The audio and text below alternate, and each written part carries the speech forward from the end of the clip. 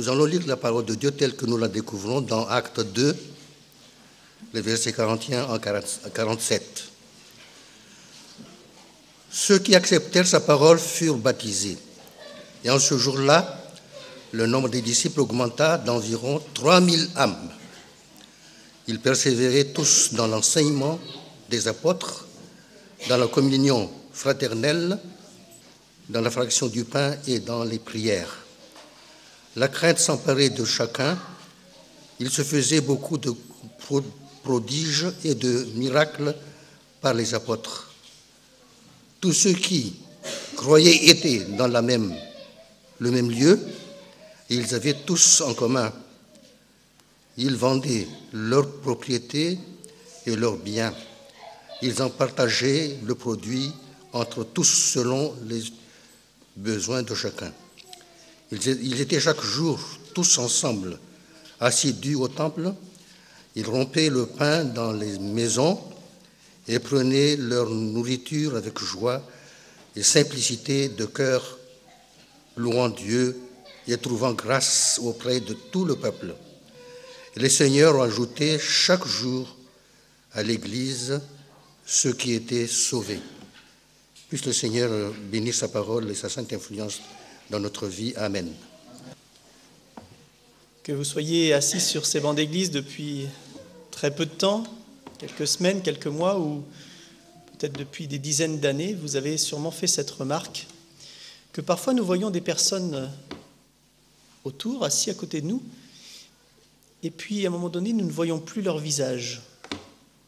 Non pas parce qu'elles ont quitté le département, non pas parce qu'elles ont déménagé, non pas parce qu'elles sont malades, mais parce qu'elles ont choisi délibérément de vivre leur foi en dehors de l'Église. Non plus assis sur ces bancs, mais chez elles.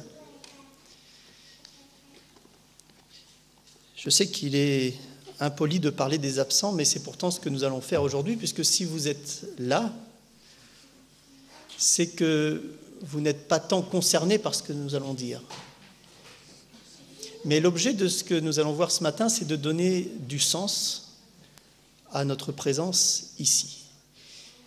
Et la question, elle est simple, alors que nous voulons de lire Acte 2, qui nous décrit cette Église au tout démarrage de son existence, avec des hommes et des femmes qui avaient beaucoup de plaisir à être ensemble chaque jour, qui partageaient tout, qui mettaient en commun.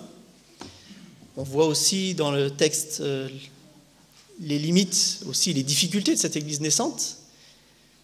Nous allons nous poser la question, l'Église, pourquoi ? Mais le pourquoi, je vous invite à le mettre en deux mots. Pourquoi ? C'est-à-dire quel est le sens que je donne à l'Église et pour quelle raison je choisis de venir ici, sabbat après sabbat. Nous allons parler de la pratique de la foi. Est-ce que nous pouvons être croyants sans être pratiquants, c'est-à-dire sans se joindre à une communauté, sans vivre une vie ecclésiale ? Est-ce que, par exemple, être ermite, vivre seul dans son coin, vivre dans un désert spirituellement parlant, non entouré de personnes qui partagent la même foi, est-ce que vivre en ermite est l'idéal du chrétien ? Est-ce qu'il faut être celui qui se retire, s'isole, ou est-ce que nous sommes invités à être ensemble ? Peut-être que nous avons été dans notre parcours de foi, à certains moments de notre vie, des personnes qui ont préféré rester à la maison. Pourquoi, selon vous, nous boudons les rassemblements ? Pourquoi nous préférons parfois ne plus être présents à certains endroits ? Eh bien, c'est souvent à cause des imperfections que nous voyons autour de nous. Alors, parmi les différentes raisons qu'on entend parfois, je cite peut-être parfois le groupe est trop petit et je suis timide, je ne m'y sens pas à l'aise. Peut-être que je constate autour de moi l'engagement laisse à désirer, alors à quoi bon me joindre à un groupe fade, non engagé? Peut-être que je trouve autour de moi des gens orgueilleux spirituellement et ça me repousse, je n'ai pas envie. Peut-être que je constate des rivalités personnelles. Peut-être que je vois un certain légalisme qui remplace la sanctification. Peut-être une étroitesse d'esprit, des jalousies. Peut-être aussi parce qu'on discute sans fin sur quelques débats, en perdant de vue l'ensemble de l'Église de Jésus-Christ. Et cette liste peut s'allonger. Autant d'entre guillemets bonnes raisons qui nous ont appuyés dans notre démarche de nous dire non, là, ça suffit. Une église comme ça, ce n'est pas pour moi. Et d'ailleurs, ce n'est pas non plus l'image que je me fais de l'église. Alors, en face de ces constatations, eh bien, nous posons un certain défaitisme. En disant tout cela, il nous semble impossible d'y remédier. Certains l'ont tenté, mais on a l'impression que ça revient irrémédiablement. Alors on se dit, alors il est inutile de s'engager. Et c'est le cercle qui nous amène vers l'éloignement. Parce que moins je m'engage et moins j'ai envie d'être présent. À quoi bon rester sur un banc si je ne suis pas invité à moi-même apporter quelque chose? Alors je le disais tout à l'heure, le réalisme biblique fait que la parole de Dieu ne nous cache pas les difficultés de l'Église et elles sont décrites parfaitement. Toutes les églises du Nouveau Testament ont leurs carences et leurs défauts. Il n'y a pas, on ne brosse pas un paysage idyllique.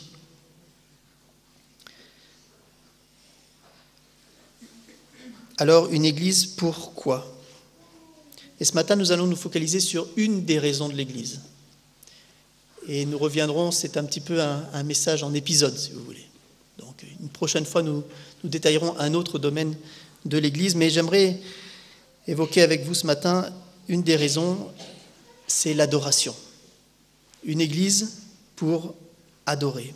Et le sens même du mot adorer, on va s'y arrêter un moment, parce que je lis cette définition, adorer, c'est prononcer une formule rituelle, une prière, un plaidoyer.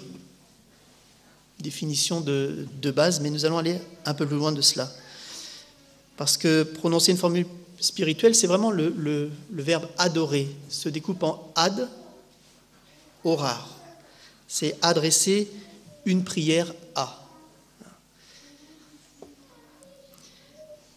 Et c'est souvent accompagné d'un geste. Le geste de s'incliner. On s'incline pour baiser les mains ou les pieds. Se prosterner. On dit tomber aux pieds d'eux. Et c'est un geste qu'on trouve communément dans le monde antique, ce que faisaient les esclaves devant un maître.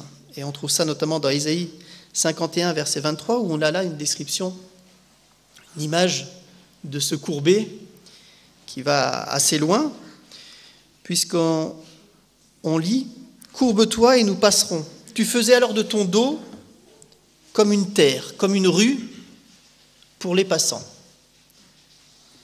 Vous voyez que pour se courber jusqu'à pouvoir marcher sur le dos, pour que les passants puissent marcher sur notre dos, c'est vraiment se courber. C'est vraiment à l'horizontale. Alors, adorer, c'est quoi? Je lis cette autre définition qui nous dit que l'adoration, à son point le meilleur et le plus élevé, c'est l'acte de rendre à Dieu la gloire et l'honneur qui lui sont dus, sans préoccupation de satisfaction ou de bénéfice personnel qui dériverait de cette adoration. Adorer, c'est un acte purement gratuit, dans le sens où je n'attends rien en retour. Rendre à Dieu la gloire et l'honneur sans préoccupation de retour. Adorer Dieu, c'est un devoir pour tous les hommes. Et je lis cela aussi dans le livre de Deutéronome, chapitre 6, Et verset 13, dans ce texte, le message est clairement exprimé. Deutéronome chapitre 6, verset 13. Vous le respecterez et vous l'adorerez lui seul, et vous ne prêterez serment qu'en son nom. L'Éternel Dieu demande cette adoration, et c'est un sujet hautement important, à tel point que l'adversaire de Dieu, Satan lui-même, va prendre ce sujet de l'adoration aussi pour le mettre à son avantage. Et c'est bien sûr l'un des sujets de la tentation que Jésus a vécu dans le désert. Satan l'emmène encore sur une très haute montagne et lui montre tous les royaumes du monde avec leur gloire. Et voilà que Satan va dire à Jésus, tout cela, je te le donnerai si tu te prosternes et m'adores. L'adoration au cœur aussi de ce conflit entre Dieu et Satan. Qui vais-je adorer ?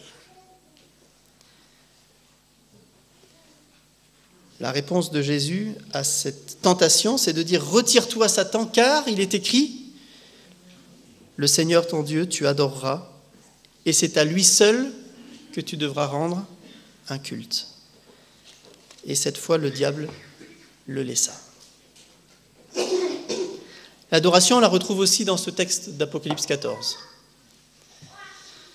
Versets 7 à 10, où le message de cet ange de dire « Craignez Dieu et donnez-lui gloire, car l'heure de son jugement est venue, et adorez celui qui a fait le ciel, la terre, la mer et les sources d'eau. » Et en réponse, en écho à cela, le troisième ange, au verset 9 d'Apocalypse 14, va dire « Si quelqu'un adore la bête et son image et reçoit une marque sur son front ou sur sa main, alors il boira lui aussi du vin de la fureur de Dieu, versé sans mélange dans la coupe de sa colère, et il sera tourmenté dans le feu et le soufre devant les saints anges et devant l'agneau. » L'adoration au cœur, là aussi, de ce message. Et toujours la même question, qui adorer ?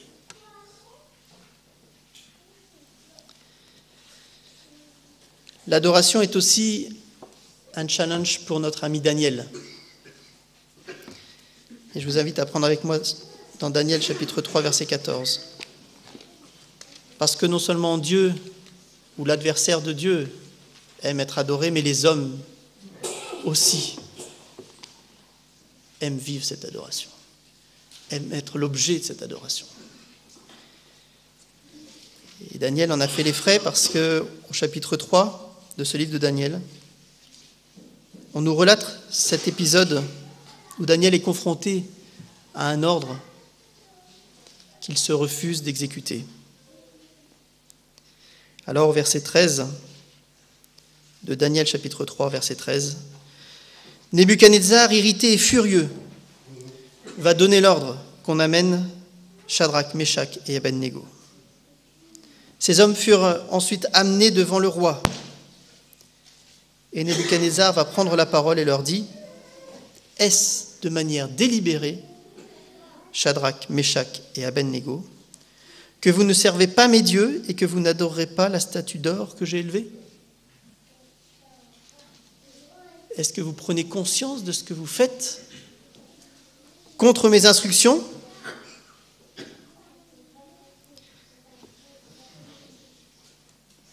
Et la menace de la fournaise ardente, mais la réponse de ses amis au verset 17, de dire « Voici notre Dieu que nous servons, peut nous délivrer de la fournaise ardente, et il nous délivrera de ta main, ô roi.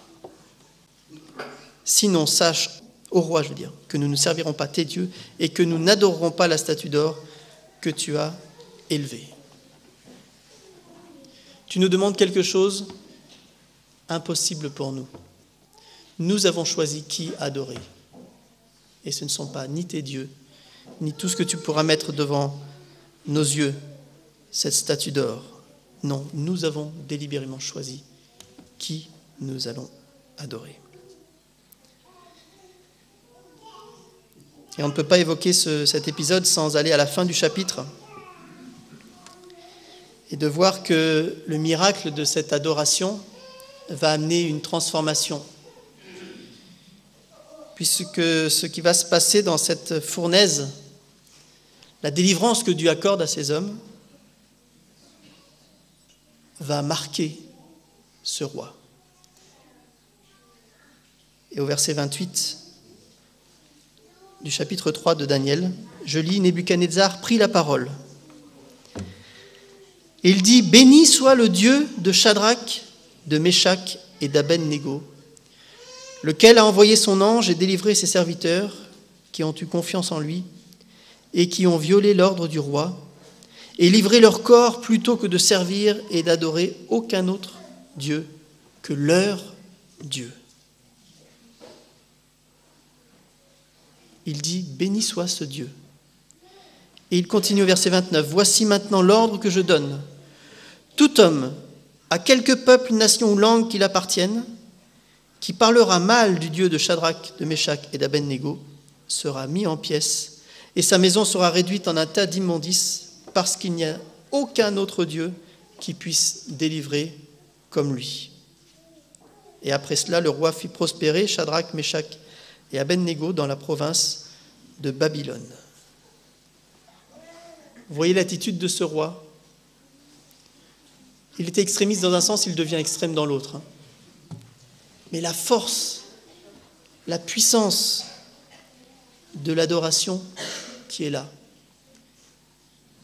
qui fait qu'à un moment donné, il menace de mort quelqu'un qui n'adore pas ses dieux, et ensuite il va dire béni. Il va faire l'inverse, il va menacer de mort celui qui ne bénit pas le Dieu qu'il reconnaît être le Dieu qui délivre. En écho à cet épisode, nous repensons à l'expression de Jésus face à la Samaritaine. Adorer en esprit et en vérité. Adorer en esprit et en vérité. C'est Roberto Badenas, dans son livre Rencontre avec le Christ, qui essaye de nous expliquer un petit peu ce que veut dire cette expression, adorer en esprit et en vérité. Et voici ce qu'il dit. On peut comprendre cette expression pour dire en toute sincérité, doté des plus hautes facultés d'esprit et d'émotion.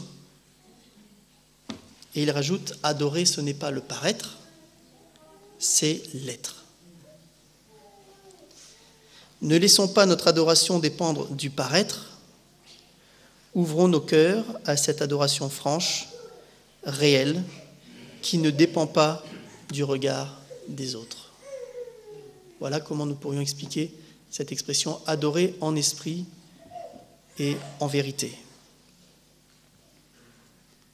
Jésus d'ailleurs va dire aussi que ce ne sont pas tous ceux qui disent « Seigneur, Seigneur » qui entreront dans le royaume des cieux, mais celui qui fait la volonté de mon Père qui est dans les cieux. Parmi les caractéristiques de l'Église, et ce pourquoi, je vous rappelle que c'est la question qu'on se pose ce matin, pourquoi l'Église, il y a l'adoration. C'est l'Église pour Dieu. Aime ton Dieu de tout ton cœur. Et on pourrait dire aisément que le but de l'Église débute avec la reconnaissance que nous ne nous appartenons pas parce que nous avons été rachetés par la mort du Christ. Il est, lui, le seul Seigneur. Il est à la tête de l'Église. Et nous devrions donc en toute chose chercher à suivre sa volonté, telle qu'elle est révélée dans sa parole, et apporter gloire à son nom. Alors pourquoi venir dans ce lieu? La première des raisons devrait être cette adoration.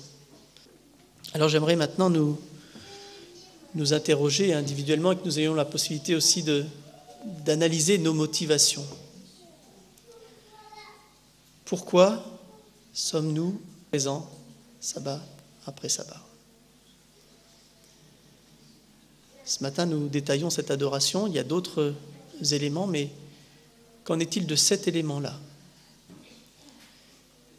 Est-ce que mon Église m'invite à cette adoration? Est-ce que j'y prends part?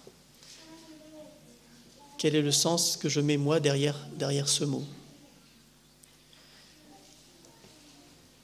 C'est une des clés pour pouvoir répondre à la question « Pourquoi je viens à l'Église semaine après semaine ?» Tout à l'heure, je parlais des personnes qui n'étaient plus assises à côté de nous.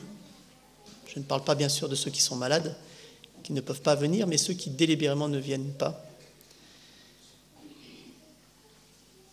Et j'aimerais m'adresser à eux aussi, par l'intermédiaire de la caméra, du site internet, de leur dire que il n'est pas bon de se priver de la joie d'adorer ensemble.